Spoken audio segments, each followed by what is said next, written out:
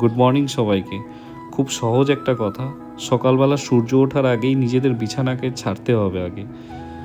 তারপর বাইরে বেরিয়ে যাও, রাস্তায় গিয়ে ধাক্কা খাও, জিতবে বা হারবে, কিন্তু কিছু শিখে তো আসবে।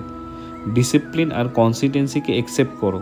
যদি একসেপ্ট করতে পারো তাহলে খুব ভালো কথা, আর যদি না করতে পারো তাহলে ঘরে বসে আরাম করো। কে বলেছে বাইরে যেতে? একটু পরিশ্রম করলেই ছোট কাজ পাওয়াই যায়। আর যদি আকাশ ছুঁতে হয় তাহলে কাল থেকে বেশি আজ পরিশ্রম করতে হবে, তাহলেই স্বপ্ন দেখতে পাবে। তোমার সামর্থ্য অনুযায়ী তোমাকে ভগবান ফল দেবে। কাল 25শে ডিসেম্বর। আজ সাংঘাতিক ঠান্ডা। আমাদের জিমেও ছোট করে ক্রিসমাস কালকে পালিত হবে। সবাই কালকে খুব এক্সাইটেড। আর একটা ভাই সেই ঘোষকাডাঙ্গা থেকে আমার জন্য পিঠে নিয়ে চলে এসেছে। এরকম প্রায়ই অনেক ছেলেই নিয়ে আসে বাড়ির থেকে। খুব ভালো লাগে।